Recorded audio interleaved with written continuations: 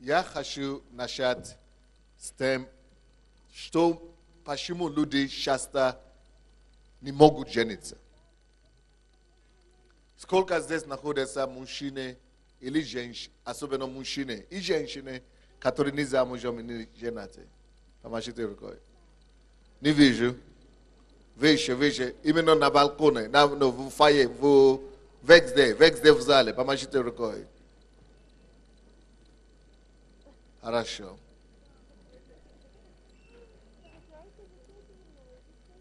Почему же так происходит? Что мешает человеку? Что мешает людям жениться? Или выходить замуж? Что мешает? Какие причины? Почему люди часто не могут? Что мешает людям определиться с супругой? Или спутником жизни? Но вы помните, самая главная тема, общая тема будет такая, как найти спутника жизни. Но под этим будет 5 разных подразделений. Первое подразделение, которое я хочу смотреть, это что мешает людям найти и определиться спутником жизни. Первое. Когда люди боятся брать на себя ответственность, стать женой, или боятся брать на себя ответственность, стать мужем, когда это самая главная причина, они боятся. Боязнь ответственность брака. И боязнь, чтобы действительно понести все необходимые функции мужа или жены. Второе. 2. Когда женщины видят каждом мужчине своего будущего мужа. Это проблема. Или наоборот, когда глазки мужчины бегают, и мужчины видят каждой женщине своей жены, он не может определиться. То есть, ему тяжело. Нужно понять нам, что брак это не то, что мы делаем сами. Это не выбор наш. Это должен быть выбор Бога. Если мы хотим делать сами выборы, тогда глазки будут бегать. Тогда мы будем видеть каждую женщину или мужчину наш супруга. Надо полагаться на Бога. Следующее. Зачастую мужчины не могут выйти замуж, не могут жениться, потому что они ищут идеальную женщину. Они ищут идеальную женщину. Потому что они говорят, в этой девушке она интеллигентная, мне нравится ее ум.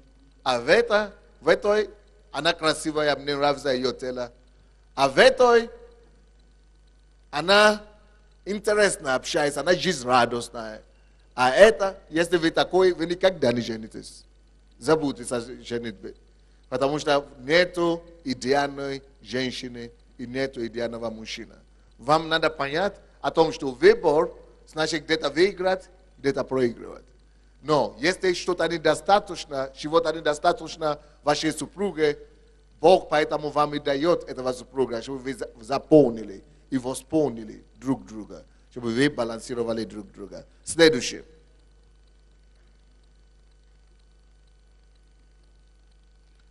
Очень часто люди не могут определиться с супругами и партнером жизни по одной причине, потому что у них нет этики в общении с мужчиной или с женщиной.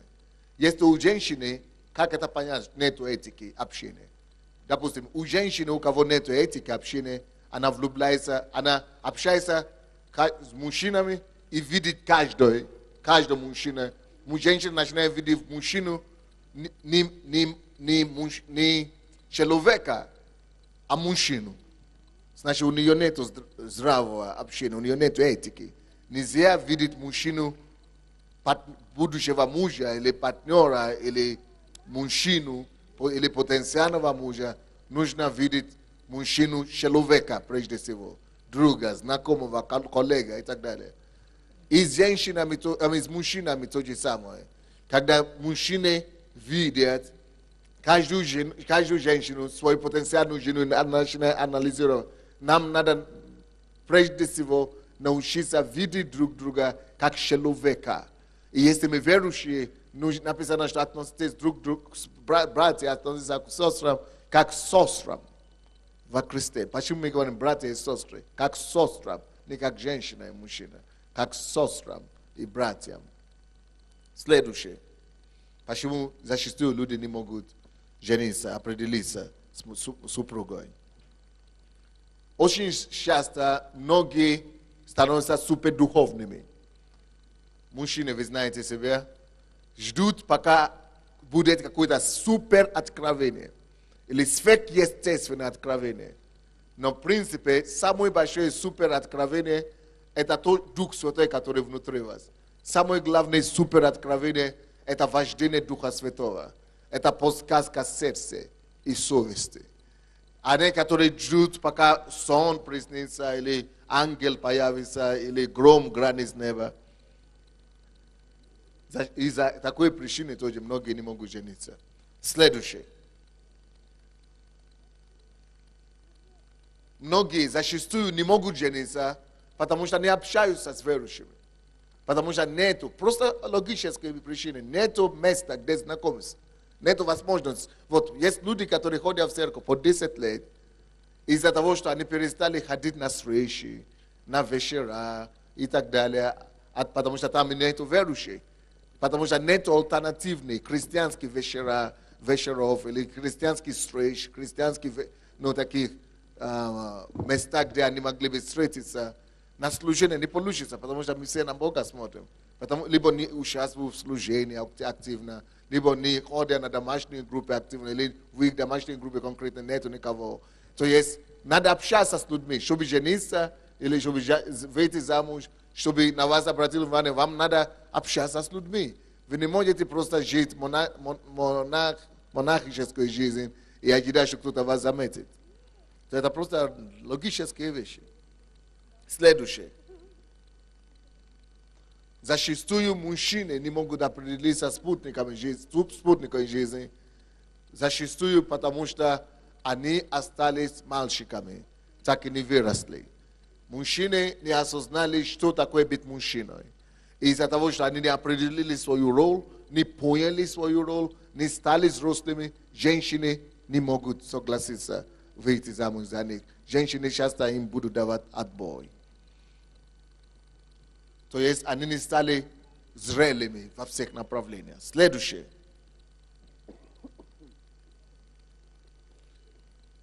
Зачастую мужчины или женщины не смогут выйти замуж или определиться с супругом, спутником жизни, если, слушайте внимательно, важно, если они зависимы от порнографии, мастурбации и так далее. Если вы зависимы от таких вещей, вы уже удовлетворяете себя, поэтому зачем муж и жена? Поэтому многие люди так часто не могут. Это грех. Следующее. Почему люди не могут, зачастую не могут определиться с мужем, особенно женщины. Когда женщины становятся слишком,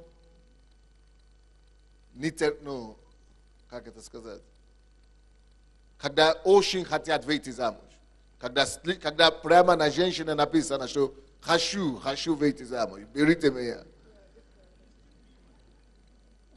Когда женщина доходит до такого состояния, что уже всем ясно, что она хочет выйти замуж, что она ходит как-то непонятно.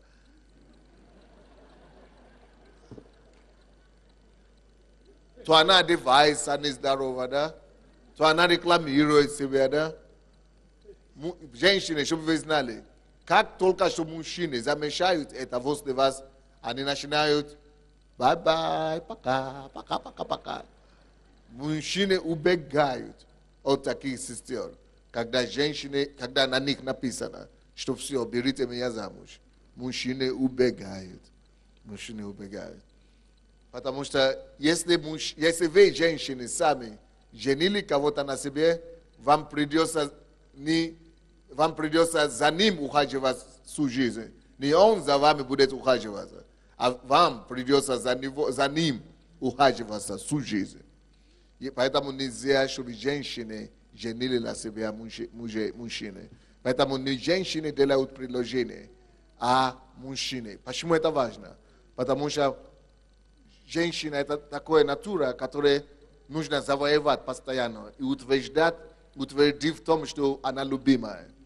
А если она сделала предложение, тогда она не будет, мало того, что она не будет это слушать, что она любима, потому что она признана в любви, не ей признали в любви. Значит, всю жизнь, сколько она там будет жить, ей придется постоянно бегать за мужем. Признайся в любви, скажи мне что-нибудь. Давай, скажи мне, что ты любишь меня. Ты же мне сказала, что ты меня любила. Поэтому теперь догоняй всю жизнь, теперь получается. Придется вам всю жизнь проситься у этого мужчины, чтобы он вас любил. То есть, это каторга для женщины. Когда женщина нелюбимая, когда женщина живет с нелюбимым человеком. Лучше, чтобы мужчина отвоевал вас, чтобы он полюбил вас. Тогда будет жизнь. Следующее. Самая главная причина, почему люди женятся неудачно или не могут жениться, это потому что мужчины или женщины не реализовали себя сначала как личность, а ждут, что когда они выйдут замуж, или когда они женятся, что они тогда реализуются, или станут счастливыми. Если вы не были счастливыми до брака, как женщина, никогда не станете счастливой. Брак вас не сделает счастливым. Брак только усугубит то состояние, которое у вас было до брака. Если вы как мужчина не были счастливыми, и вы думаете, я найду хорошую девушку, и тогда я стану счастливым, никогда не станете счастливым. Только брак, она наоборот усугубит ваше состояние неудовлетворенности и несчастья. Поэтому только брак предназначен только для двух людей, которые уже реализовались до знакомства. Брак предназначен для людей, которые уже состоялись, которые уже нашли себе, которые довольны самим собой, которые счастливы сами в себе. И когда они сходятся вместе, тогда они обогащают друг друга. И тогда одну, который гнал 1000, они вдвоем начнут сейчас гнать 10 000. Но если один не гнат ни 1000, даже ни одного, ждет, ты станешь обузой для мужа или для жены. И ты не будешь счастлив, и ты еще украдешь и счастье другого человека. Так нельзя. Женитьба и брак для тех людей, которые внутри счастливы. Если вы хотите жениться, чтобы решить какой-то свой вопрос, да? Чтобы у вас не было искушения, вы попались. Потому что те, которые женились, чтобы перестать мастурбировать, женились, чтобы перестать порнографию смотреть. Именно после свадьбы эта порнография и мастурбация еще усугубляет собой. Это не решает. Ты должен сначала стать свободным. Ты должен сначала стать счастливым сам, прежде чем жениться. Понятно или нет? Это первая тема, которую я хочу, чтобы мы смотрели. Вторая тема, которую я хочу, чтобы мы смотрели, это как найти, какие, как там называется, как выбрать, как знать, что именно это человек, или они иной, мой муж. Как не знать, что именно это человек, они иной, мой муж. Первый, есть треугольник, да? Есть, как мы говорим, треугольник. Треугольник. Есть треугольник выбора спутника жизни. Треугольник. Что входит в этот треугольник? Первое. Вы должны получить руководство Духа Святого.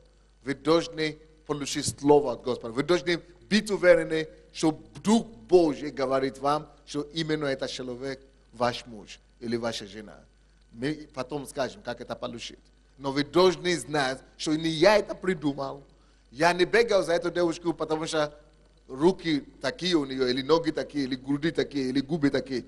Я не бегал за только физические какие-то признаки. И я не бегал за этого мужчину, потому что он состоятельный, у него машина, у него зарплата и так далее. Я не бегаю за какие-то признаки. Я знаю, что Дух Святой мне сказал. Я знаю, что это не я придумал. Я знаю, что я получил слово не от разума, но сверхъестественно внутри себя. Так? Это первый угодник из этих трех угодников. Второй угодник. Вы должны иметь любовь к этому человеку. Вы должны иметь любовь. Что такое любовь и что такое страсть? Как различить любовь и страсть, мы тоже вам скажем скоро. Но это вторая вещь, которую нужно при выборе спутника. Второе. Вы должны иметь любовь. Не страсть, не похоть, любовь к этому человеку. Третий. Треугольник выбора спутника жизни. Третий. Вы должны быть удовлетворены. Вы должны получить удовольствие от этого отношения. Вы должны быть счастливы. Вы должны быть удовлетворены, что да, именно она. Вы должны быть удовлетворены, что именно он, именно его я бы хотел видеть своим мужем. Именно ее я бы хотел видеть своим мужем. Теперь слушайте, почему именно треугольник эти важные? Если один из этих трех угодников у вас есть, но какого-то из них не хватает, нельзя вам жениться. Допустим, если Дух Святой вам скажет, в хоре только женщины у нас проставление получается, нет мужчин. Но кто-то, брат, один брат, сестра, да, брат, давай, и сестра какой-нибудь есть, может подойти. Да, пожалуйста.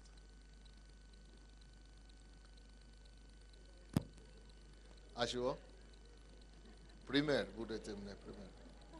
А почему ушла обратно? Допустим, если сестра получила слово от Бога, даже если Иисус Христос явился ей и скажет, это твой муж, но она скажет, но я его не люблю. Я не чувствую любовь. Но, может быть, он мне нравится как человек, он хороший брат и так далее, он любит Бога, но я его не люблю, я не чувствую. Нету такое удовлетворение, счастье внутри. Я не люблю его, я не чувствую, что я влюблена в него. Два только варианта. Либо ждать, если это действительно Бог показал, что это он ваш муж, он также даст вам любовь. Если Бог даст вам откровение, что он ваш муж, и у вас нет любви, то, скорее всего, либо это не Бог. Второй вариант, либо вы, либо тогда пускай Бог с ним живет. Бог не примет решение вам жить с человеком без вас и без вашего согласия. Девушки, вы слушаете меня? Если вы не примете этого человека и вы не любите этого человека, Бог никогда не заставит. Даже если сам Бог знает, что Он самый лучший для вас. Даже если сам Бог это понимает, что Он избран для вас. Но из-за того, что не один только человек избран для одного человека, Бог всегда может, даже если вы откажетесь, Бог всегда может, Бог вынужден согласиться с вашим выбором. Почему? Бог не насилует нас. Бог не насильник. Бог не заставляет нас что-то делать мимо или против нашей воли. Так что, если это действительно Бог, это вам открыть, что это ваш, Он вас убедит в этом. Вы слушаете меня? И Он даст вам любовь. Но если вы ждали, вы молились, нету любви, и нету это самое, тогда даже сам Бог согласится, чтобы вы не вышли замуж. Или наоборот, если Он скажет, Бог, у меня есть слово от Бога, и у меня есть любовь. Я чувствую любовь к ней. Я ее люблю, я чувствую, что есть любовь. Я ее люблю, и есть слово от Господа. Но вот мне не нравится, как она разговаривает. Мне не нравится, что она высокая или она низкая. Мне не нравится, что она худая. Мне не нравится, что она полная. Мне не нравится, что ну, у нее такие какие-то вещи. Что-то мне не удовлетворяет, нету счастья, нету удовольствия, я чем-то недоволен. Если и даже этого нет, даже если при этом есть любовь, я ее люблю, но мне не нравится что-то. Жди, пока тебе понравится все. Или измени себя, чтобы ты мог смириться с этим, то, что тебе не нравится. Или помолись Богу, чтобы Он тебе дал благодать жить этим. Потому что если ты скажешь, что ну ничего, мы поживемся, все урегулируется, то, что не нравится, понравится, или ничего, потерплю. Я тебе скажу, если тебе не нравится, пока вы еще не живете вместе, то тем более, когда вы начнете жить вместе. У вас тогда будет кризис просто, у вас будет буря, у вас будет взрыв. То, что, потому что когда обычно люди влюблены в друг друга, они обычно не замечают то, что даже очевидно плохо или кричащий негатив. Но если при этом ты заметил, ты влюблен, и все равно заметил, что что-то не нравится, то я тебе скажу, когда вы женитесь, это не просто будешь, не только будешь замечать, она будет как уголок, она будет Как шило. Да, она будет как жалоб твоей плоти, она будет тебя мучить. И потом ты начнешь ее обвинять, что ты не такая, надо было думать, дорогой. Поэтому 3 вещи. Даже если Бог тебе сказал, даже если ты говоришь, ты любишь, тебе надо быть в состоянии сказать, может быть, что-то не так, может быть, что-то, но я люблю, моя любовь достаточно, чтобы перекрыть это недостатку, или чтобы не смотреть на эту недостатку. Если ты не чувствуешь, что это тебя беспокоит, тогда закрой глаза, продолжай молиться. Вы слушаете меня, да? А если наоборот, что мы любим друг друга, нам все нравится в друг друге, но у нас нет слова от Бога, что делать? Я вам говорю, что желательно не спешить, желательно не жениться. Потому что если нет слова от Господа, поймите, что на всякое отношение, на всякий брак и семью, как Иисус сказал, на любой дом, который построен, приходит ветер, землетрясение и потоп. Будут испытания. И представьте себе, даже если люди, которые женились от Бога, еще одна пара, давайте. Бегом. Даже если вы от Бога женились, допустим, эта пара женились от Бога, они получили откровение от Бога, имеют любовь друг к другу, и они имеют удовлетворение друг другу, счастливы. Но, а эти говорят, мы любим друг друга, мы влюблены, мы имеем слово для друг друга, мы счастливы, мы хотим друг друга. Тоже хорошо. Есть принцип в Библии. И на этот дом, который построен на камне, и на этот дом, который построен без Слова Божьего, потому что камень есть Слово Божие. И на этом, который построен на песке, пойдут бури. И на то, и на другой пойдут бури, землетрясения и ветер. Поэтому не важно, ты получил от Бога, любой брак будет переживать определенные атаки. Любая семья будет переживать определенные кризис. Любая семья будет определенные давления.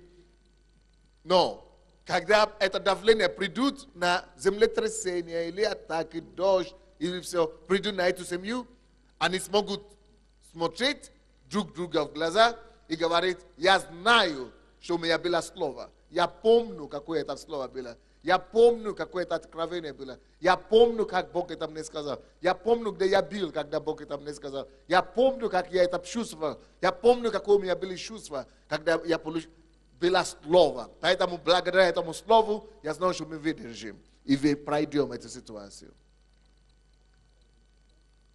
Даже если они отказались говорить друг другу, они могут смотреть на Бога и говорить, Господь, ты дал это слово.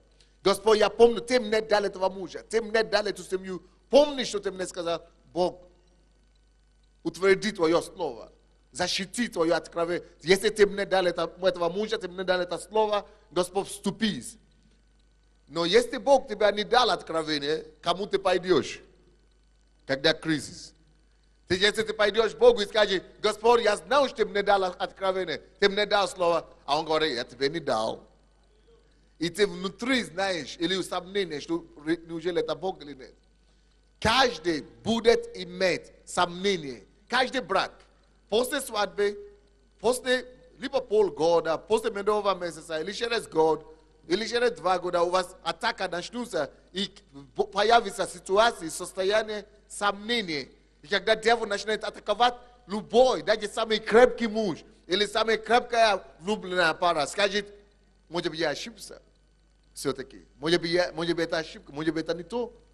Единственное, что вас может выдержать и удержать в это время, есть слово откровения, которое вы получили и на которое вы можете опираться. А если вы сказали, а он сказал, что у него слово, а я не знаю, кому вы тогда пойдете? Вы пойдете к нему и скажете, ты сказал, что у тебя слово? Он говорит, ну что я сказал? Я так думал. Но если Бог сказал, вы всегда можете пойти к Богу. Когда пойдет земля, ветер, буря, землетрясение, они смогут стоять на Слове Божьем. Это есть камни, счет, который держится отношения. Когда пойдут море, буря, нету слова откровения, нет на чем стоять, тогда вот почему люди крушат, потерпят крушение. Итак, послушайте меня. Несмотря на то, что эти все три равноважные, но самое главное из них это слово от Бога. Это есть фундамент. Мы не строим отношения только на основании того, что мы любим друг друга. Потому что чувства уходят и проходят рано или поздно. Должна быть камни. Слово от Господа. Удовлетворение тоже меняется вкус. Поэтому это есть 3 основные вещи. Допустим, я вам расскажу мою историю.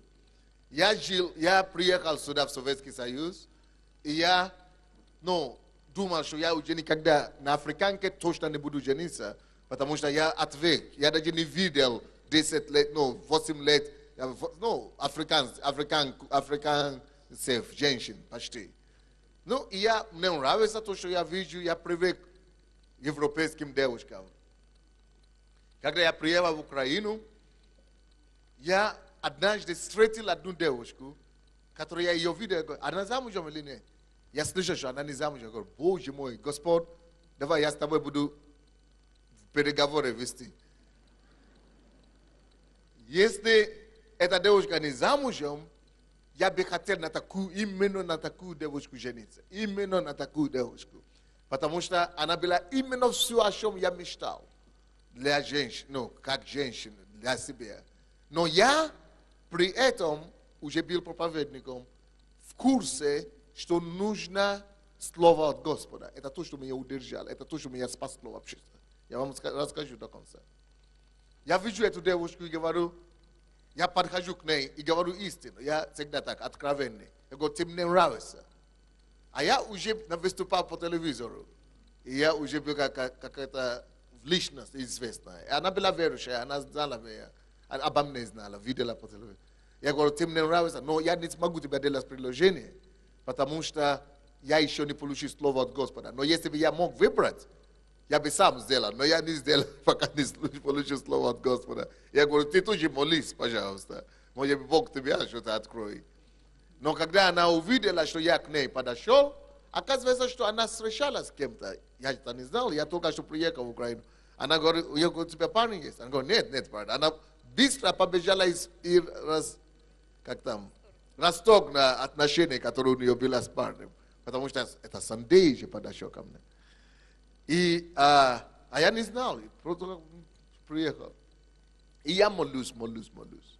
Господь, я так эту девушку люблю. Господь, дай мне слово. Я говорю, но я не сделаю шаг. Я даю тебе слово, Господь, не сделаю шаг, пока ты мне не дашь слово. И молюсь. Другие, все вопросы, которые у меня есть, Бог дает ответ. Но по поводу нее, никак и все.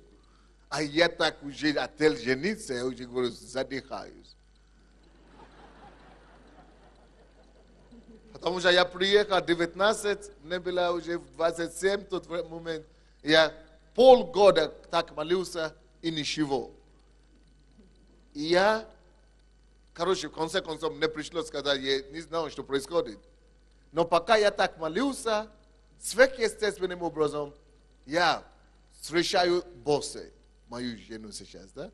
И, слушайте, вроде бы я уже выбрал, да? Вы молитесь об одном человеке, все вам нравится. Но когда я увидел босса, такое впечатление, что это не человек, а ангел. То есть Бог пронзил меня так, что я в шоке. Я говорю, Господи, неужели она до сих пор, эта девушка может остаться не замужем? Неужели никто больше не видит то, что я вижу? Никто больше не видел. Это есть способ, как Бог вам говорит. Слушайте, я говорю, не может быть. Если все люди вокруг нормальные, они видели то, что я вижу, все должны были жениться на нее. Но если она еще ходит на свободе, до сих пор не замужем, я понял, что никто не видел то, что я увидел. Это зачастую, слушайте меня, братья и сестры. Именно иногда это есть момент, стиль, как Бог говорит вам. Вы видите в человеке то, что вы ни в ком больше не видели. Кто вы, ну как будто этот человек высветился вам. Вы понимаете, что я говорю? Бог показывает вам внутренность ее внутренний человек. Я ее увидел, боссе, как будто это сама святость. Как будто сама святость стоит передо мной. И а ту девушку, я ее выбрал сам, мне нравится. А тут как будто изнутри ее видел. А тут я выбрал то, что я вижу. Внешне. Я видел плод. А тут как будто ее дух, как будто она просто сверхъестественно, вот так Бог открывает. И я подхожу к этой девушке и говорю, я прошу у нее прощения, говорю, мы будем друзьями, знакомыми, но почему-то Бог мне не говорит. Только потом, когда я уже с боссом сделал помолвку, но я продолжал с той девушкой дружить, однажды Бог мне дает сон. Я ее вижу, вы знаете, у меня слово знание бывает. Я ее вижу в постели с другим парнем. И я говорю, слушай, я рад за тебя. А я думал, что Бог мне показывает, что она будет замужем за этого. Оказывается, что совсем другая история. Это был моим лучшим другом. И когда я с ней встречался, дружил, не встречался, а дружил с ней, но чтобы не быть один на один с ней, я всегда беру своего друга с собой. И я всегда ее приглашал к себе домой вместе с своим другом. И тот же проповедник. И, как бы страховать себе, чтобы не быть с ней один. Но тот раз я продолжал молиться за нее. Я говорю, слушай, я молюсь, чтобы ты за этого мужа вышла замуж, потому что он мой друг, и это будет, пускай Бог откроет. И тут я вижу этот сон, и я ей рассказывал то, что я видел. Когда она услышала подробности, которые я видел, она говорит, чуть не упала. Ты все знаешь? Я говорю, что ты все знаешь? Что произошло? Оказывается, что когда я ее оставлял с этим парнем и так далее, оказывается, они начали жить вместе. А я же выбрал. И я молюсь Богу. Почему я говорю, что очень важно, самое главное, слово Бога. Почему нужно, чтобы слово Бога? Я это не знал. Мой друг, самый лучший друг. Я думал, что это мое покрытие. Я наоборот его взял, чтобы у меня не было ничего тут. Чтобы сохранить себя. А тут... Но никак не мог знать. Даже если бы весь мир мне сказали, что это так, я бы не верил. Но когда Бог это мне показал, я даже не думал, что это возможно. Пока она сама не рассказывала. Оказывается, они уже жили вместе. Окей. Но я этого не знаю, я уже с Богом. Она говорит, ты знала или что? Он говорит, ты слишком Бога знаешь, ты слишком близко к Богу. А я в это время молюсь, чтобы она вышла. И она тоже молится. Видите, почему Бог не позволил? Бог видит то, что мы не видим. Не только сегодня. Бог видит то, что мы не видим завтра. Бог видит, что мы не видим после. А я если бы вы знали, как я смучил Бога. Постился, молился, держал посты, держал. Но это уже... Я так хотел, я так влюбился в нее, для меня уже нету других женщин. Но Бог знал то, что я не знал. И в то время, когда я за нее молился, по поводу нее, Бог мне показывает босса. Я уже поэтому женился на это. Но к чему я веду? Самое главное, чтобы Дух Святой вам открыл. Это первое. А потом, то, что Дух Святой вам откроет, это недостаточно. Должен быть удовлетворение. Должна быть взаимная любовь. Допустим, я когда-то видел босса до того. Год до того. Но просто так, мимолетно. Я не замечал. Она была с подругами. Я даже ее не видел, честно говоря. Я не заметил. Но в тот день, когда я ее уже видел, это было как будто... Просто я никогда не видел женщину в моей жизни. Как будто она не женщина. Как будто это Дух Святой просветил. Но я не довольствовался этим. Я еще пошел 6 месяцев молился. И каждый раз я ее вижу перед собой. Не видение, ничего. Я просто ее вижу перед собой. Я молюсь за другой, а я босса вижу перед собой. Молюсь за другой, босса вижу перед собой.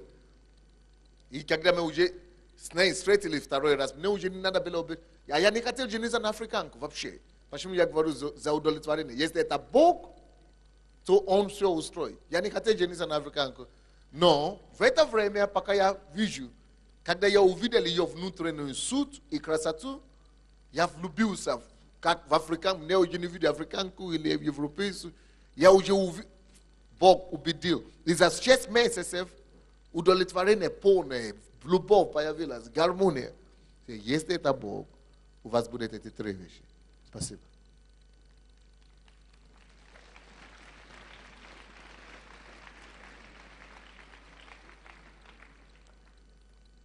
Как получить слово от Бога, что именно этот человек есть ваш? Как получить слово от Бога? Во-первых, через внутреннее свидетельство. Ваша внутренность, вы просто, как я босс сейчас говорил, так? Вы просто знаете, что вы что-то увидели, вы просто, Бог вам показывает. Как я говорю, что босс, как будто она, ее, просто как будто, как это никто это не видел раньше, как будто это единственное вообще, как будто, что-то неописуемое. Это внутреннее свидетельство. Второе, через внутренний голос совести Духа Святого. Голос Духа Святого внутри вас.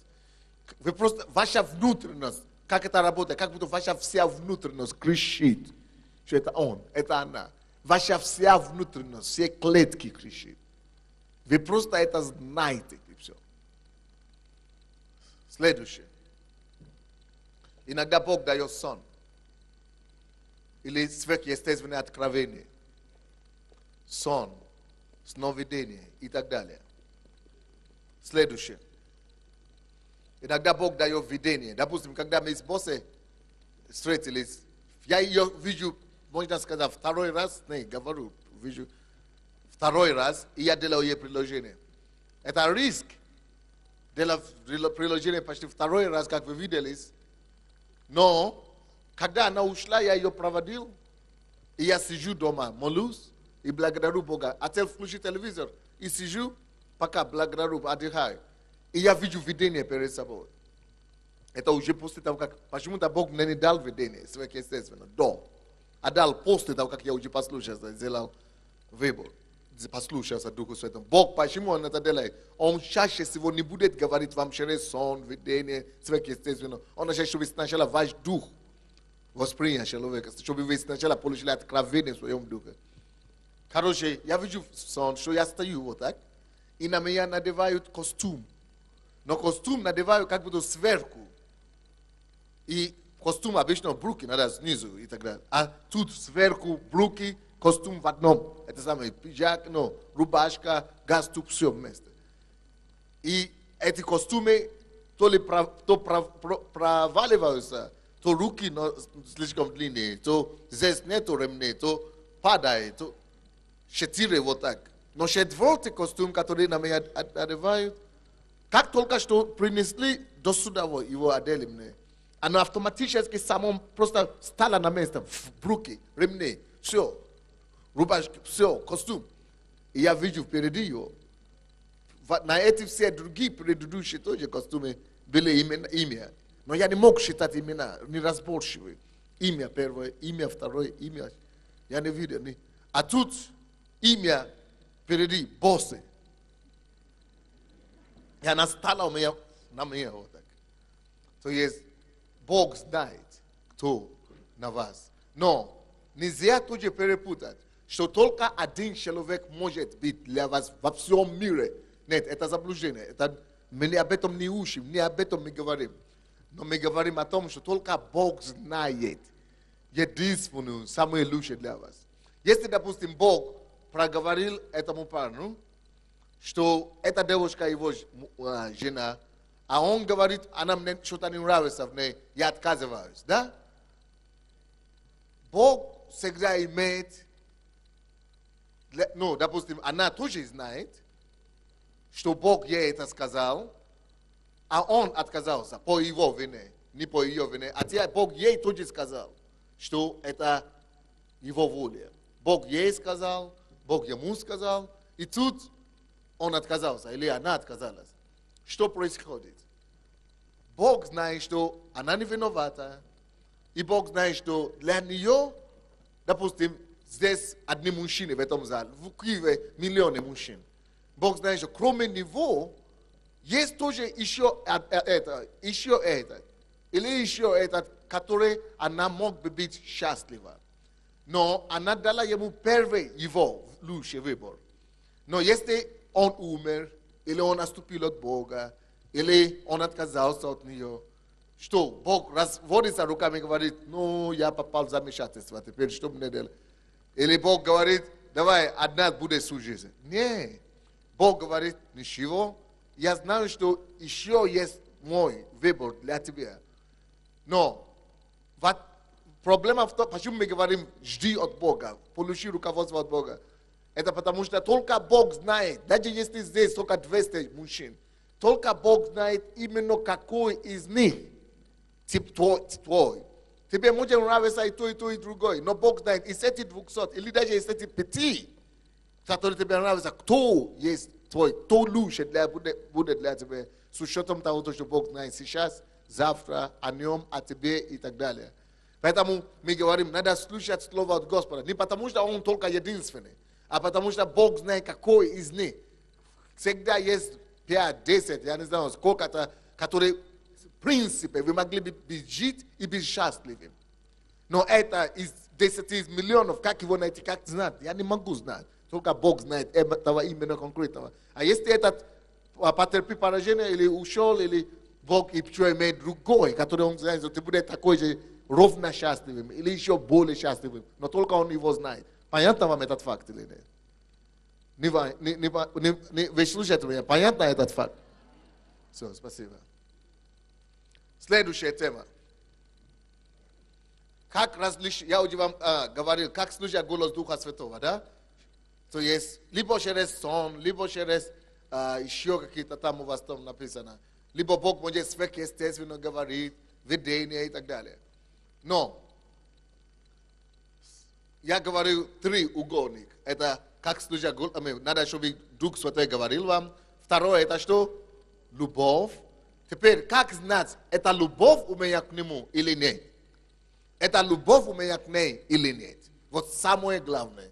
Как вам разобраться между любовью, страстью, влюбчивостью и похотью? Есть 4 понятия. Любовь, есть влюбчивость, есть страсть, есть похоть. И есть влюбчивость. Я хочу вам дать подсказку. Любовь побуждает человека благословлять другого, кого он любит. То есть вам хочется не получить. То есть любовь хочет делать добро для того, кого он любит. Любовь прилагает добро. Любовь хочет принести радость, дарить радость и жертвовать для того, кого он любит. Еще, давайте мы еще какой-то другой пример. Мужчин другой парень, наверное. Вот ты давай. Еще девушка другая. Другой пример мы хотим использовать. Или кого мы еще не использовали. Давай. Если, допустим, парень говорит, я тебя люблю, что это обозначает? Чего ты должна искать, как девушка, в том, что он любит или нет? Обычно, я вам хочу сказать, свойственно нам всем не любовь, агапе, не любовь Божья, а свойственно нам влюбчивость, которая побуждает нас страстью, которая побуждает то, что мы видим, то, что мы слышим, и то, что, как мы оцениваем логикой нашей.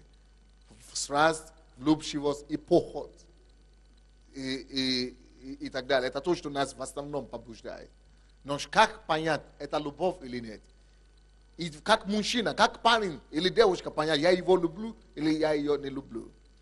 Если ты ее любишь, как тебе себя проверить? Во-первых, задай себе вопрос. То, что я чувствую к ней, это потому, что у нее такое лицо. Я хочу только ее грудь потрогать. Или ее рост, или просто поспать с ней не хочется, или просто потому что у нее хороший дом, квартира, или потому что у нее хорошая семья. Как я оценивал, будь честным самим собой, мужчина и женщина, вы слушаете меня? Если вы задаете себе такой вопрос, зададите себе тоже еще второй вопрос. Чувствую ли я, что настолько она мне нравится, я настолько ее люблю, что я готов для нее все сделать. Даже если мне не придется ничего получить взамен. То есть, если даже она мне не позволит ее трогать, даже если она не позволит мне целовать ее, даже если она не позволит мне на нее жениться, готов ли я настолько жить для нее, чтобы приложить ей не только руку и сердце, но чтобы приложить ей жертвовать самим собой. Готов ли я идти на подвиг ради нее? Готов ли я идти на риск и на дуэль ради нее? Даже если она не позволит мне ее трогать. Вы знаете, когда люди шли на дуэли в то время, да, еще неизвестно, кто завоюет эту девушку. Потому что еще неизвестно, кто выживет с дуэля. То есть вообще ничего у тебя не обещается, ничего не снится, не ожидает. И ты уже готов настолько любить, что ты готов рисковать свою жизнь. Вот это то, как знать. Если ты не можешь ответить положительно, если ты думаешь, она мне нравится, очень нравится, я так хочу провести с ней всю жизнь. Но ты думаешь в основном, какое удовлетворение она тебе даст. Ты в основном думаешь, какой плюс у тебя будет. Значит, это не любовь. Ты испытываешь к ней похоть, или страсть, или влюбчивость. Но если ты чувствуешь, что даже от тебя ничего не надо, даже если ничего не надо, даже если надо ждать и так далее, но я просто хочу тебя любить. Я хочу стать перед тобой на колени. Я хочу целовать твои руки и ноги. Я хочу тебя воду носить каждый день. Я хочу встать с утра, 5 часов утра и приезжать к тебе домой, принести тебе чай и кофе. И при этом тебя не трогать. Если есть такое чувство, тогда это любовь. Поэтому мы пишем, я считаю, вы уже писали, это у вас уже есть. Поэтому я считаю первое условие. Если это любовь, любовь побуждает человека благословлять того, кого он любит. Делать для него только добро. Приносить радость и жертвовать всем. Второе. Страсть же. Это желание получить удовлетворение и выгоду в основном для себя за счет другого, то есть брат у другого. Брат. Только брат. И использовать. Страсть, слушайте меня или нет, это очень важно. Страсть ищет то, что она может получить от этих отношений. Страсть ищет, что она мне даст, что он мне даст, что я могу получить. Это страсть. Третье. Если вы смотрите на человека и оцениваете, сможет ли он решить какие-то мои проблемы, он поможет мне. реши мои финансовые проблемы, или улучшит мое положение, или он поможет мне избежать похоть, блуд, порнографию, мастурбацию. Если вы смотрите на девушку или на парня, как на выход, то это страсть, это похоть, это не любовь.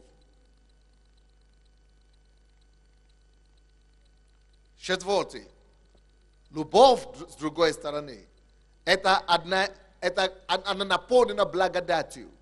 Если вы любите человека, вы чувствуете, у вас такое чувство принятия к этому человеку, что эта любовь наполнена такое чувство принятия до такой степени, что вы готовы покрыть этого человека. Вы даже видите ее недостатки или его недостатки, но эта любовь позволяет вам покрыть. Любовь наполнена благодатью. Что такое благодать? Благодать – это незаслуженная милость. Это когда вы оказываете такую милость, которую человек не заслуживает. А теперь вы видите проблему, но любовь позволяет вам сказать, я помогу ему решить. Мы избавимся от этой проблемы вместе. Любовь – это грань благодати. Когда человек относится к избраннику с позиции самоотдачи. Самоотдачи. Я знаю, как один человек в нашей церкви, девушка, влюбилась в парня и говорят, что он не может, он имеет болезнь, он имеет какие-то проблемы со здоровьем. Она говорит, я настолько его люблю, мне даже не все равно, будет ли у нас что-то сексуальное или не будет. Я просто хочу заботиться о нем. Я настолько его люблю, это не самое важное. Это жертвенная любовь. Это благодатная любовь. Любовь имеет такое отношение. Так, любовь стремится сделать счастливым не себя, а другого. Поэтому, девушки, если парни, еле-еле вы познакомились, он сразу просит у вас постель, отфутболите его от себя подать. Не надо выгнать его, не надо послать, отфутболить надо. Вы слушаете меня или нет? Отфутбол. Если у вас будет револьвер или пистолет, выстрелите в него. Не надо убить, просто как бы напугать.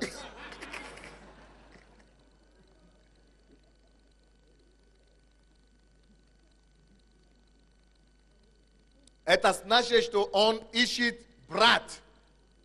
Это значит, что он хочет использовать вас, а потом выбросить как тряпку. Это самый главный, это самый большой обман, который в этом мире. Представьте себе, и все девушки, которые больше 17 лет, только 5% девственницы. Почему девушки теряют? Не потому что все хотят терять свою девственность, потому что обман. Их обманывают так запросто, они даже не в курсе. 95% девушки теряют свою девственность до замужества. Почему? Потому что они-то не понимают, что мужики другие вещи двигают. Он хочет брать и использовать, в основном.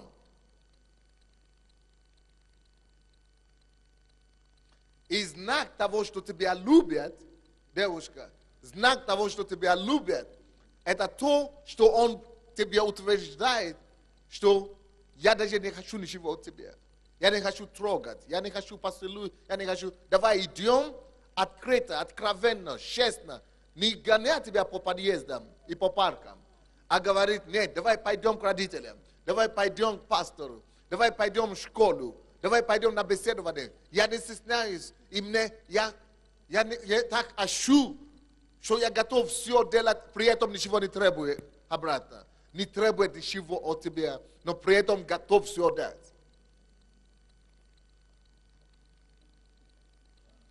Так дальше. Любящий человек, если человек на самом деле тебя любит, он готов терпеть и ждать столько, сколько необходимо, не желая причинить при этом боль. Когда же человеком управляет страсть, то он думает только о том, чтобы удовлетворить себя немедленно.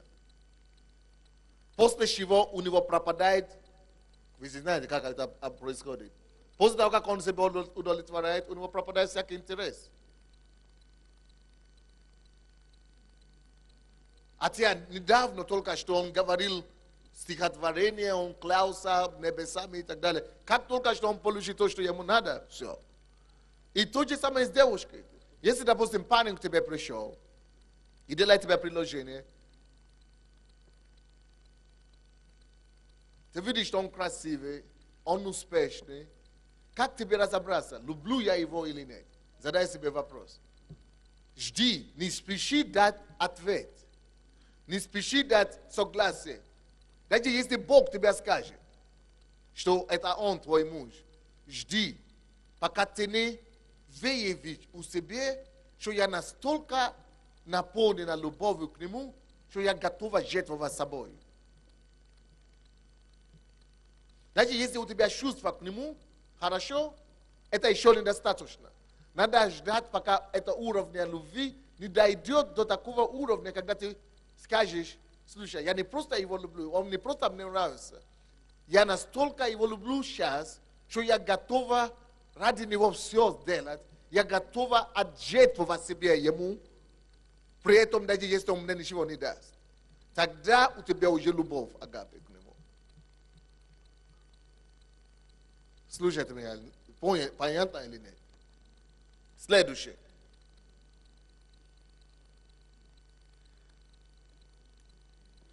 Что такое страсть? Похоть. Страсть и похоть – это всплеск эмоций, чувств, которые очень быстро заканчиваются. И когда она уходит, на его месте приходит боль, разочарование, грусть, а то иногда даже ненависть друг к другу.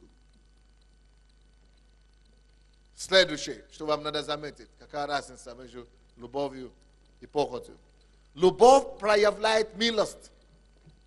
Любовь жалеет другого, проявляет милость к нему, покрывает его недостатки. Однако, не осуждая, а страсть заканчивается постоянными придирками к другому.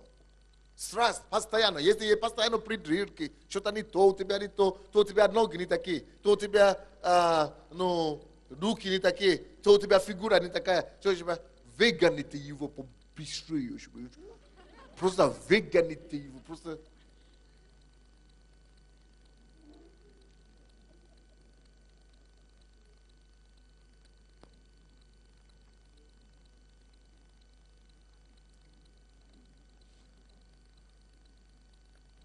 Однако, несмотря на то, что я говорю, что любовь проявляет милость и покрывает недостатки, да?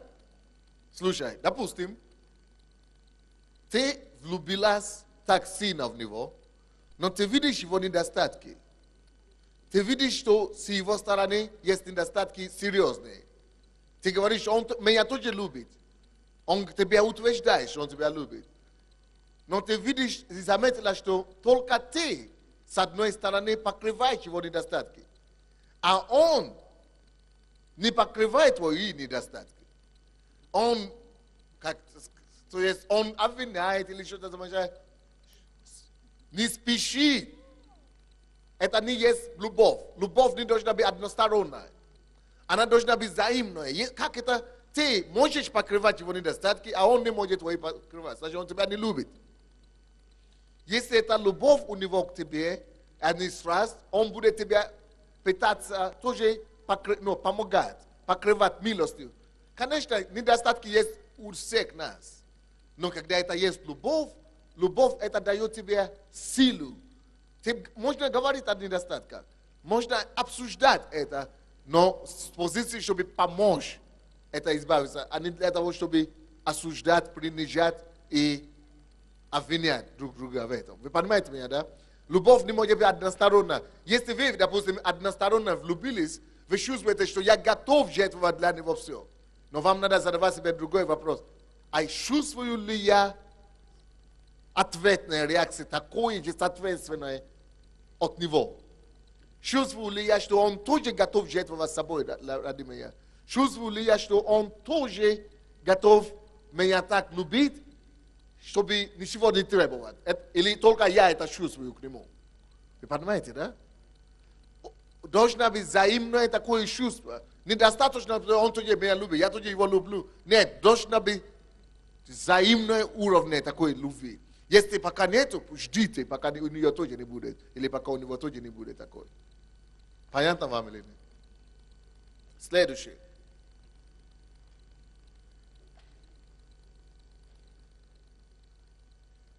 Когда это есть настоящая любовь, допустим, когда у меня было чувство к той девушке, да, которой я говорил, что мне нравится все, мне хотелось ее глотать сейчас, мне хотелось ее уже иметь, мне хотелось уже с ней бить, мне уже хотелось жениться завтра, и так далее. Но когда это настоящая любовь, когда я уже с моей женой познакомился, какой-то мир, спешки не было. Спешки какой-то, не было спешки. Но если это страсть, не то, что спешка будет, она тебя только и будет толкать. То есть страсть и похоть побуждает человека терять голову. То есть ты просто голову теряешь. Любовь, страсть, она не здрава. А любовь, наоборот, здрава. Вот если, когда я познакомился с боссом, я просто понял, что я приехал. Все мои поиски закончились. И теперь я домой, я приехал домой. Мне некуда уже спешить. Голова не теряет. У меня какой-то мир, какой-то покой внутри, какой-то... Хотя я хочу быть с ней тоже, я хочу ее иметь, я хочу... Но не так, как раньше, я только об этом и думал. Какая-то спешка была, какая-то торопливость какая-то была. Это была страсть. Страсть всегда теряет голову, толкает, давит, и так далее. А когда это действительно любовь и отношения, она спокойная, она с миром наполняется. Вы понимаете меня или нет? Но нужно сказать также, что следующее, что любовь, всякая любовь также имеет страсть в себе. Всякая любовь также что? Включает в себя что? Страсть. Всякая любовь включает в себя страсть. Если кто-то говорит, я люблю ее, но у меня нет страсти к ней, то пускай гуляет. Это не любовь. Потому что когда это есть любовь, будет в этом также включена страсть. Будет страсть, будет чувство, что ты хочешь с ней быть. Я говорю, когда люди ко мне приходят на помолвку, я им говорю, вам хочется целоваться, хочется держаться за руку, хочется обниматься. Когда говорят, что не хочется, я говорю, идите гуляйте.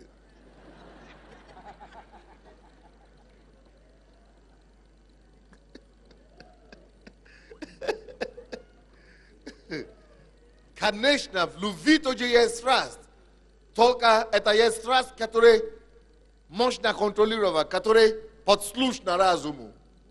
Но когда это есть страсть, которая не послушна голове, не послушна голову, это страсть, которая только сейчас от 8 изнасилуй.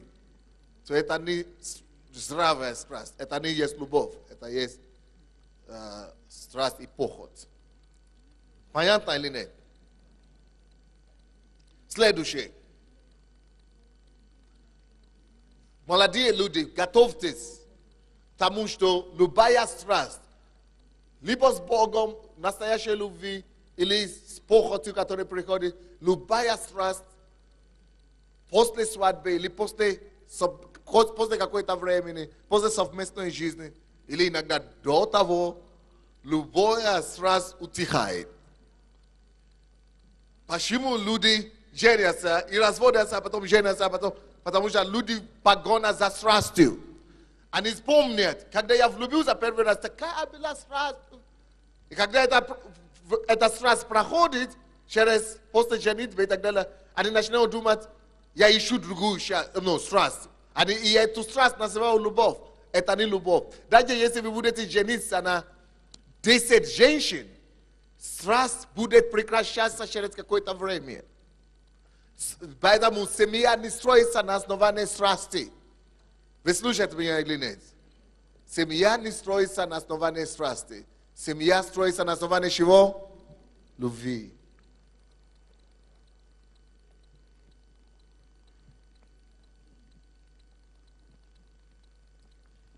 Поэтому после свадьбы скорее страсть проходит. И тогда, вернее, останется любовь, настоящая любовь. То есть принятие, уважение и решение жить с этим человеком. Получается, что настоящая любовь, суть любви есть не в страсти. Что такое настоящая любовь?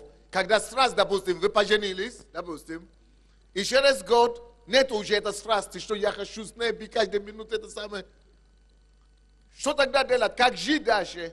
Очень просто.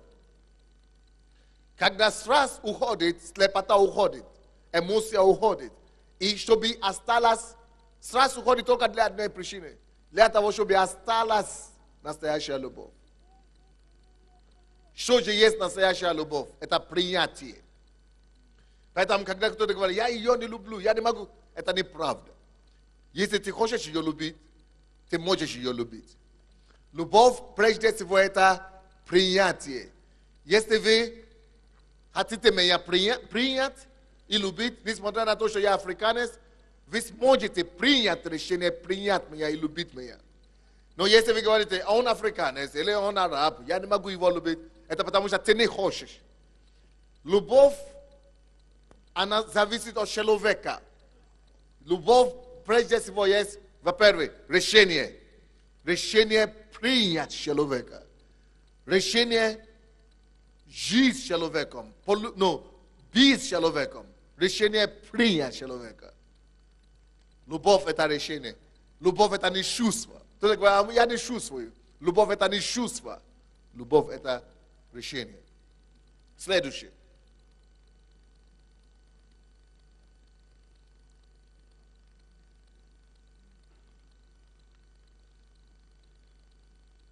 Страсть без принятия, без любви, она пуста и опасна. Почему? Потому что страсть всегда обещает давать, а на самом деле преследует другие цели, свои корыстные цели. В том, чтобы наоборот. Он говорит, я тебя люблю, но на самом деле он хочет брать, хочет доминировать и хочет порабощать. Страсть всегда хочет брать. Страсть всегда хочет использовать. Страсть всегда хочет доминировать. Если вы хотите истинно и счастливо жениться, ответьте на себе вопрос. Что мне больше двигается? Желание брать или желание давать?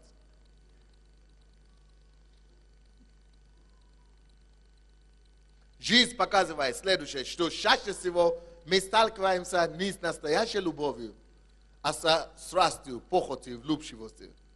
Плоть по своей сути греховна. Поэтому вполне естественно, что нас влечет к страсти и похоти. Страсть и похоть ненасытимы.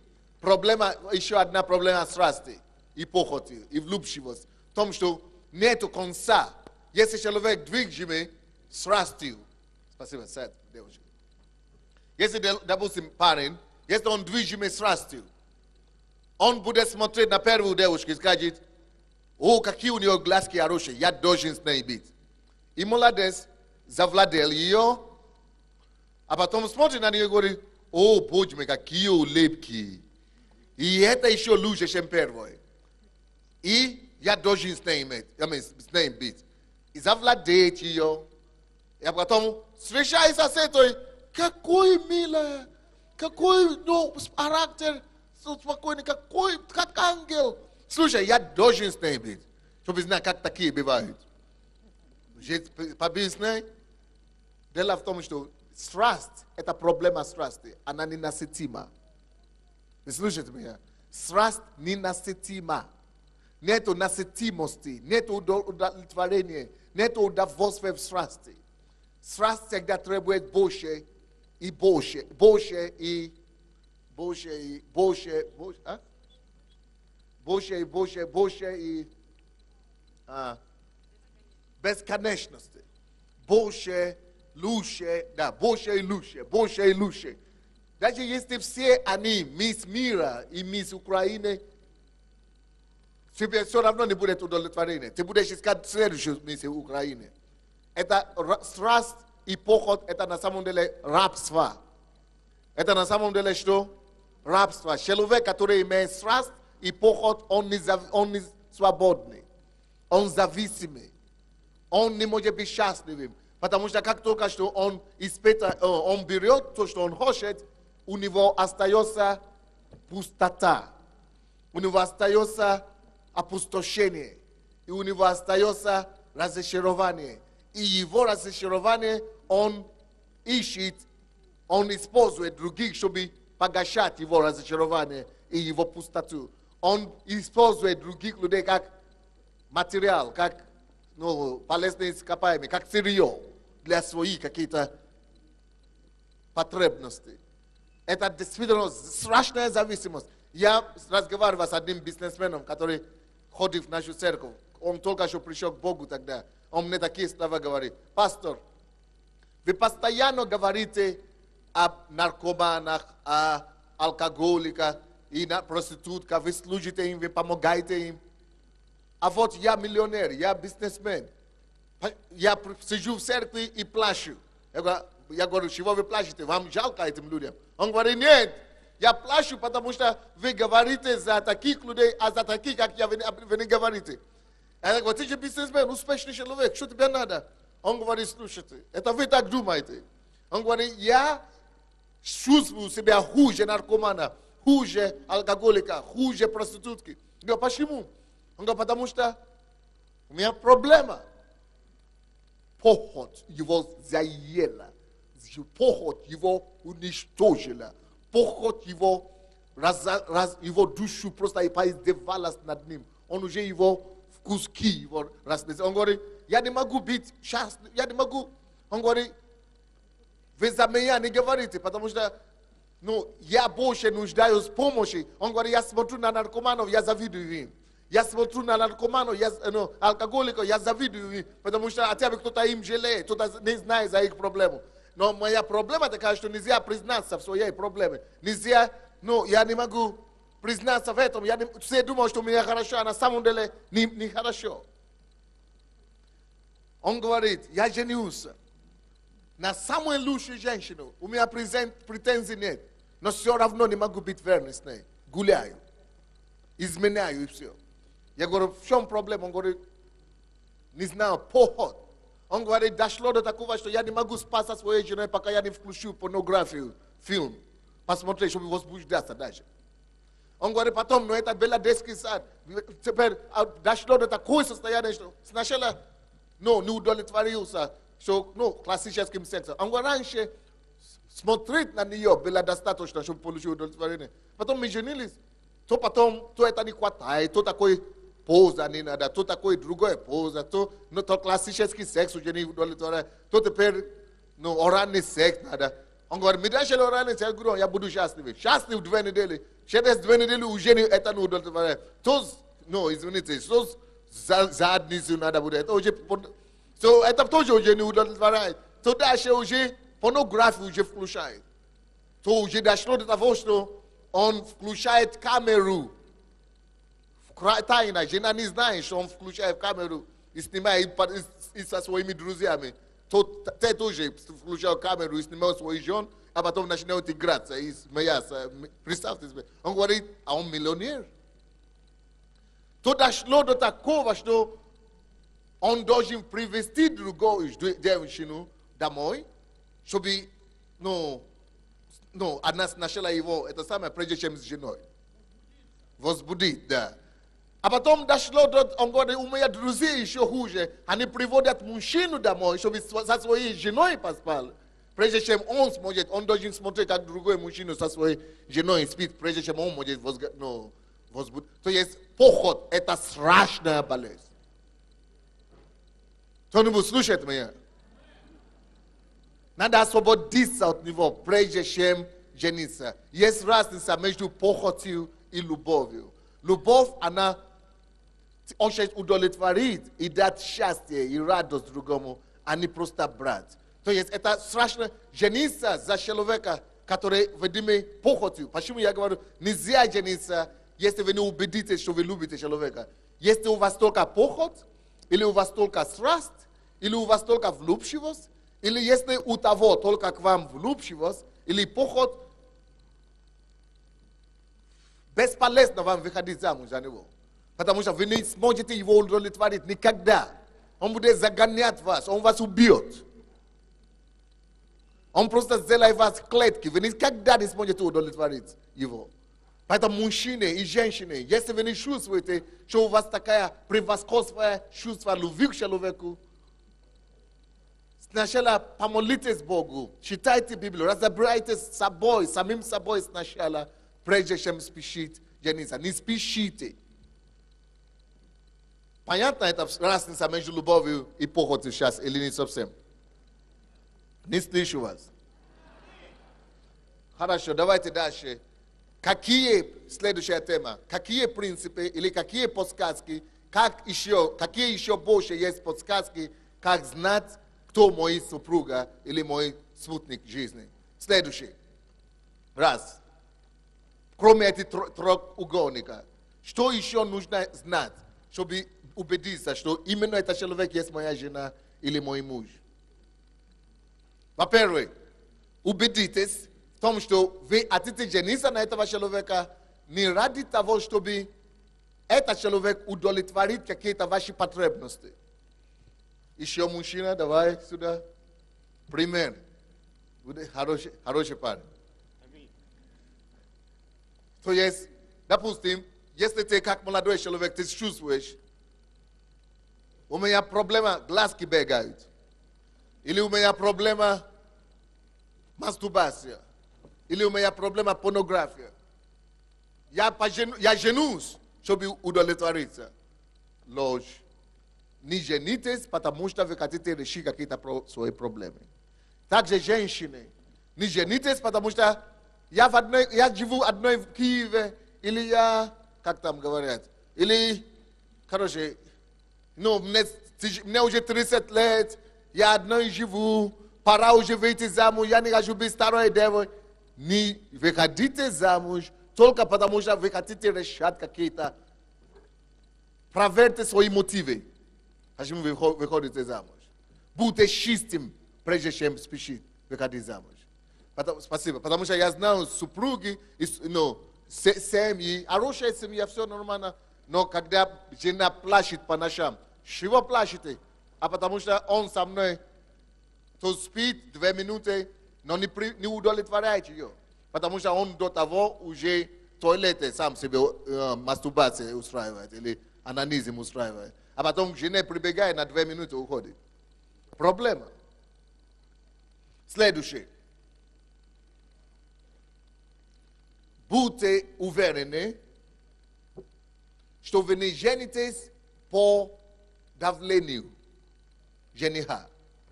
Вы знаете, как мужчины домогают людей, да? И некоторые женщины тоже есть такие, которые добивают и домогают. Не женитесь, потому что давление на вас приходит. Следующее. Не женитесь тоже по... Что я его не люблю, но жалко. Он меня так любит. Жалко его, жалко его. Если ты его не любишь, ты говоришь, ну, в принципе, неплохой парень, но он так меня любит, он так все делает, он меня купил, он так старается. То все равно это закончится разводом. Нельзя жениться по милость, не милость, а как это, по жалости. Нельзя жениться по жалости. Следующее. Тоже нельзя жениться от страха. Что, я уже старый, или я уже молодой, или я уже не молодой, или я старый, у меня уже не будет то, или манипуляции. Не женитесь по манипуляции. Вы знаете, как манипулировать это самое, чтобы получить свои цели. Следующее.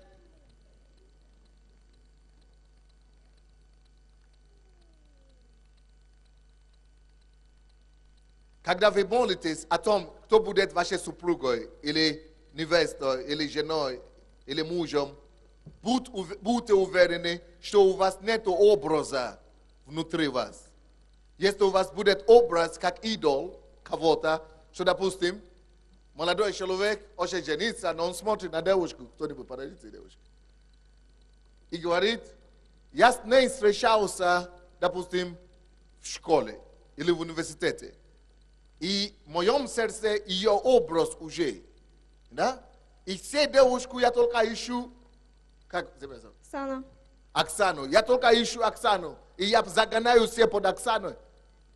Не будешь никогда счастлив таким образом. Нельзя иметь образа конкретного человека. Да, можно иметь требования, когда вы молитесь о браке, что я хочу верующего, допустим. Или я хочу, чтобы она была, какие-то желания, добрая, там, хозяйка, я не знаю, что-нибудь. Вы можете иметь какие-то свои желания, но не должен быть образ. Это не должен быть образ личности какой-то. Спасибо, Оксана. Следующий.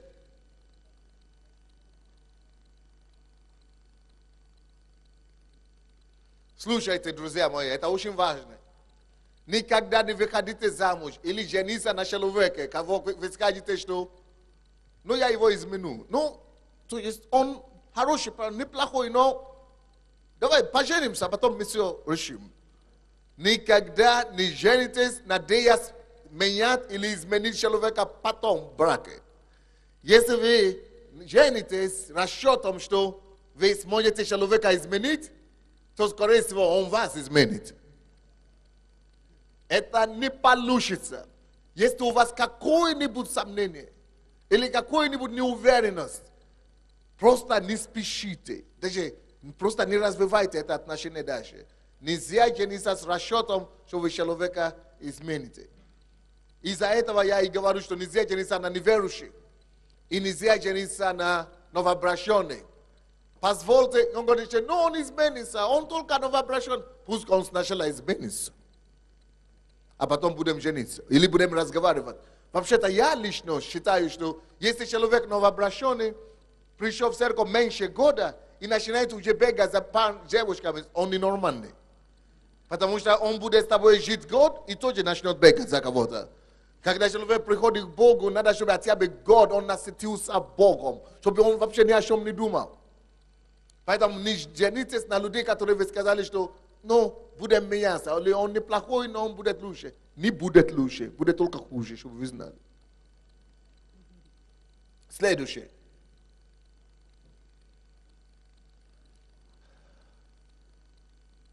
Проверьте себя.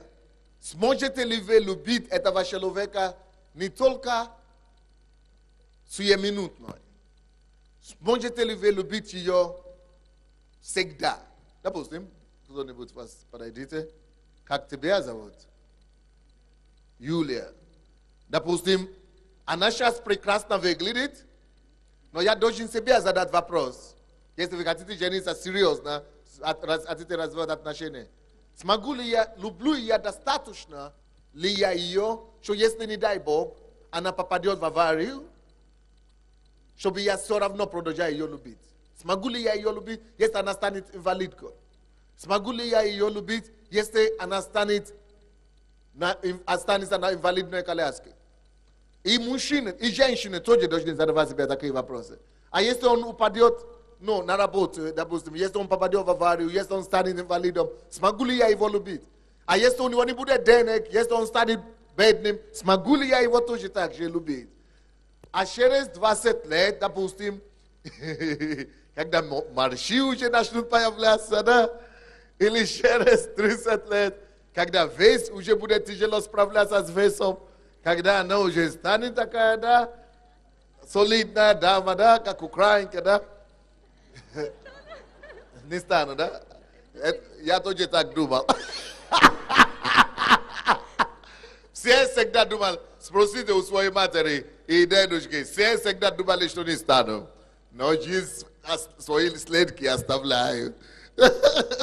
Но ничего, ты, конечно, не станешь. Я пошутил. А что будет, если она...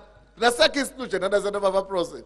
Что будет, если после родов она заполнится, или после, поправится, или наоборот, похудеет, слишком еще кости одни остались. Или разные изменения могут быть. Не те, конечно, не за тебя говорю. Это я пример привожу.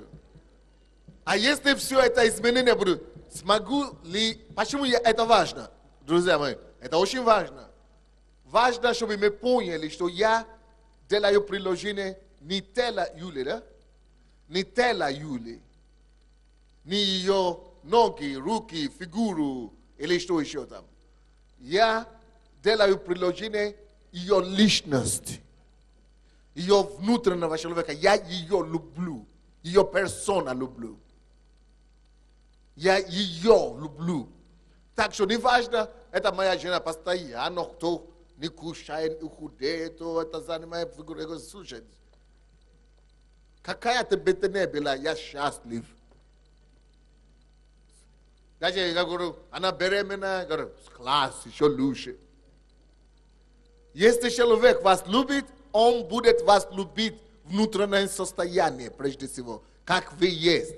Но если человек начинает загонять вас в детский зал, в этот спортивный зал и куда-то на операцию, иди отрези груди, иди отрези, ну, как там, попу и так далее, то надо все будет потом отрезать. Спасибо. Задавайте себе вопрос вовремя. Смогу ли я этого человека? Да. Но ничего. Смогу ли я, короче, любить в любом состоянии? А? Еще бы тебе помог. Видите как? Смогу ли я любить в любом состоянии? Не только сегодня. Это есть тест для мужчин и женщин. Если вы не уверены об этом, убегите в другую сторону. Следующий вопрос, который вы должны себе задать. Ожидаю ли я, что этот брак меня сделает счастливым? Или я ожидаю, что через этот брак я хочу сделать того человека счастливым? Если вы хотите только себя сделать счастливым, то, скорее всего, вы не любите. И у вас страсть, и у вас похоть. Но если вы хотите сделать другого счастливым, то тогда вы можете жениться.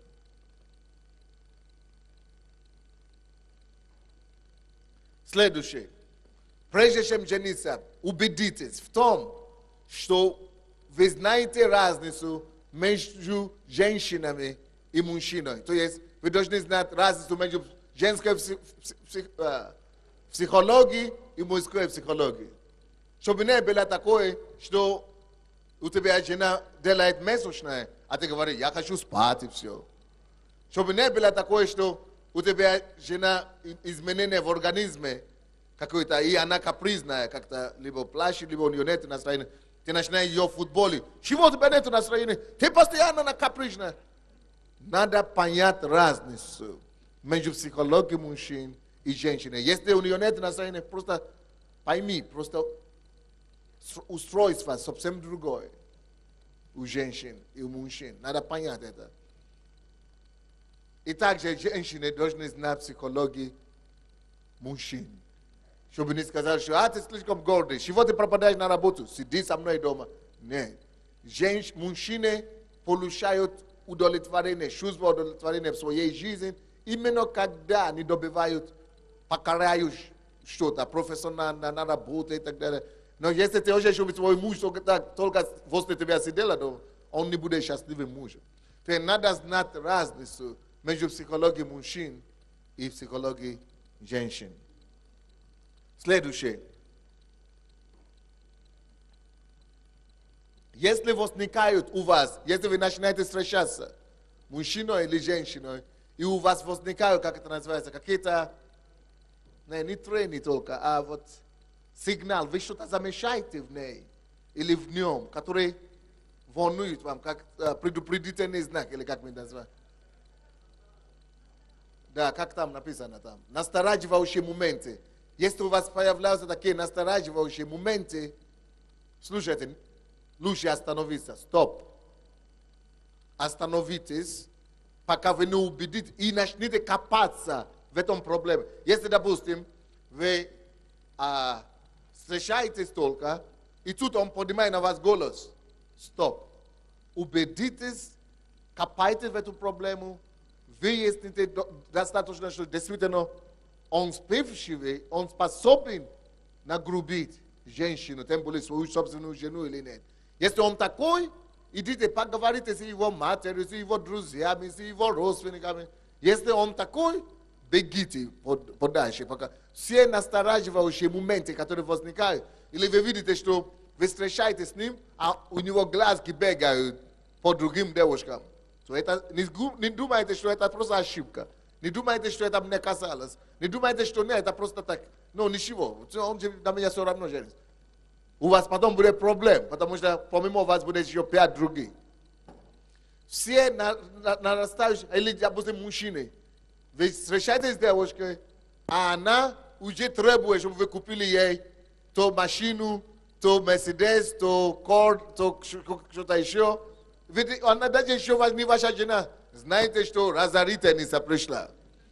Так что вам надо сразу же разобраться в эту проблему, выясните у ее друзей, у родственников, это самое, какая она. Зачастую мы тоже думаем, что, а зачем? Это я ее люблю, она меня любит, я хочу на нее жениться. Зачем у кого-то спросить? Слушайте, мудрость у кого? У Бога. Нет. Советующихся. У кого? У советующихся. Мудрость у советующихся. Если у Бога, там ему не нужно. Это тебе тут нужна мудрость. Мудрость у советующихся. Как? У советующих мудрость. У советующих. Нужно пойти переговорить с людьми. Нужно пойти выяснить ситуацию. Действительно, какая она. Потому что когда девушка очень понравится, или парень очень завоевает девушку, он самый лучший. Он делает все для тебя. Еще другой нарастающий факт, настораживающий факт. Допустим, если парень вежлив к тебе, а ко всем остальным груб или грубиян, знаешь, что ты будешь следующий скоро. Завтра это уже будет ты. Если он, посмотрите, как он или она относится к окружающим. То есть, короче, есть настораживающие факты, которые Бог сам дает нам видеть или заметить. Если мы эти вещи отказываемся заметить, или замечать и работать над ними, или вывести его наружу, все, пропадете. Или если вы поймаете его, что он порнографию смотрит, или мастурбацию делает, когда вы еще не женились, знаете, что у вас жизнь не будет. Кто-нибудь слушает мои слова или нет? Так, следующий. Не женитесь и не выходите замуж, если у вас не будет мира, покоя и счастья внутри. Вы должны иметь внутреннюю радость, счастье и покой. Следующее.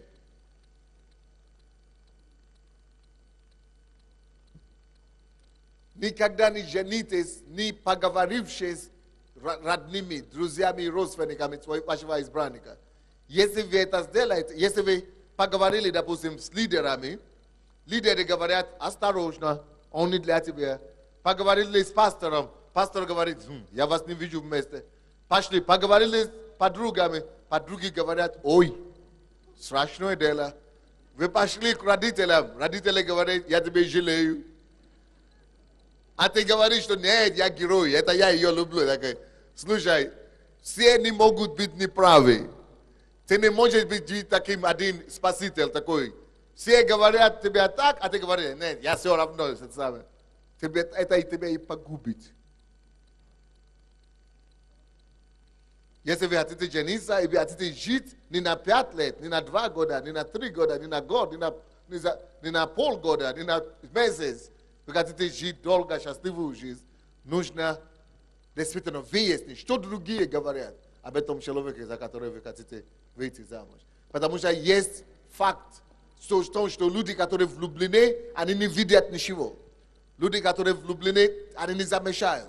Или люди, которые влюблены, они покрывают друг друга. Но другие, которые трезвые головы имеют, могут вам помочь в этой данной ситуации. Понятно все или нет? Последнее. Сегодня особенное служение. Потому что надо добиться этот вопрос. Надо его решить окончательно. Где наши те, которые отделали помолвки, молодые, подойдите сюда на сцену. Но я продолжаю. Пока они идут. Когда мне жениться? Следующий вопрос. Как мне знать? Время мне жениться или когда мне жениться? Во-первых, нужно жениться только после того, когда вы знаете, что вы получили прорыв молитвы. Первый. Второй. Братья и сестры, слушайте сюда, подойдите, братья и сестры, опять. Не женитесь, пока вы не станете лучшими друзьями. Допустим, вы встречаетесь в церкви, познакомились, и мы же говорим в церкви, мы не встречаемся, правильно? Мы говорим, мы не ходим по подвалам, мы не ходим по паркам, мы не ходим по... мы не встречаемся. И постоянно, послушайте, это очень важный момент. Мне все пишут письма и говорят, пастор, если мы не встречаемся, как тогда знать друг друга? Как знать, что она не подходит? Как делать предложение? Как выйти замуж? Как жениться? Если мы не знаем друг друга. И я вам говорю, не надо делать предложение, не надо жениться, если вы не знаете друг друга. Нужно обязательно, не только что знать друг друга, нужно стать лучшими друзьями, прежде чем делать предложение. Как это можно делать и не встречаться? А я вам скажу, как. Мы не встречаемся в церкви, но вы, допустим, находитесь в одном служении. Или вы видите человека, что вам нравится. Идите, как брат и сестра, подружитесь с ней. Не как парень и мальчик, не как парень и девушка, не как любовник или что-то. Просто как компания пока. Или в служении, или интересуетесь, подружитесь как коллектив, как друзья. Как лучшие друзья сначала. И подружитесь между собой год, 2, 3, 4. Сколько вам угодно, пока вы не будете знать точно, кто это. Кто женщина, кто мужчина. Когда вы станете лучшими друзьями, это самое лучшее время жениться, когда вы хорошо знаете друг друга. Спасибо. Следующее, когда лучше жениться.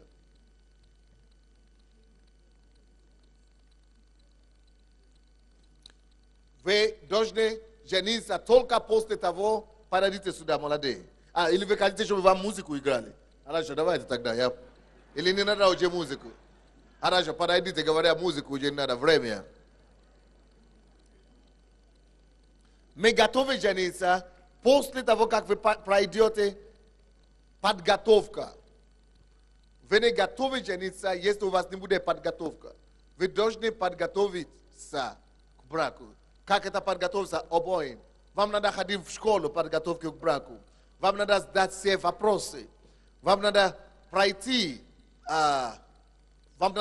все различия между вами. Вам надо увидеть, какие разницы в ней, что мне не нравится, что не нравится в нем. И обговорить эти вещи. Никогда нельзя жениться, пока не обговорить различия между вами. И пока не решить эти различия, нельзя жениться. Слушайте меня или нет? Следующее. Не спешите жениться, пока у вас не будет настоящей саможертвенной любви. Следующее, я уже спешу, вы уже смотрите на них, как экспонат, они уже перед вами. Алло, не спешите жениться. Слушайте меня, не спешите жениться, если вы не уверены, что вы достаточно взрослые. Надо стать взрослым ментально, разуме, зрелым, стать мужчиной по-настоящему, знать, что такое мужчина, ответственность мужчины, и что жена ждет от тебя как мужчина. И стать женщиной полноценной, взрослой, быть готов заботиться о другом. Следующее, нужно стать взрослым физически, то есть надо быть, стать взрослым финансово независимым. Надо стать зрелым духовно, стать зрелым в возрасте. Следующее.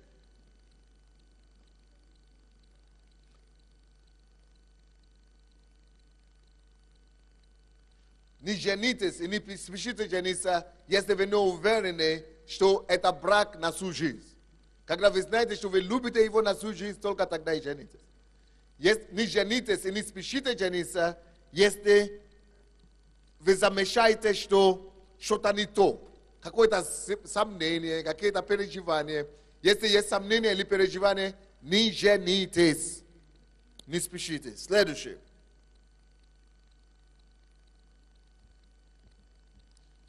Прежде чем жениться, наладите все вопросы предыдущей жизни.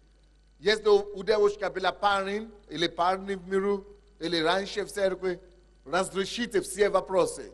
Будьте уверены, что все точки поставлены, что вы разлучились и что вы разорвали все отношения.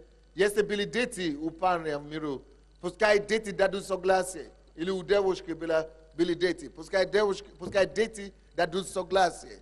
Только если есть согласие, все близких людей, родственников, тогда можно жениться. Следующее. Не женитесь, пока вы не обговорите 3 ключевые вопроса. Вам нужно обговорить между собой, какие вы видите ваше будущее.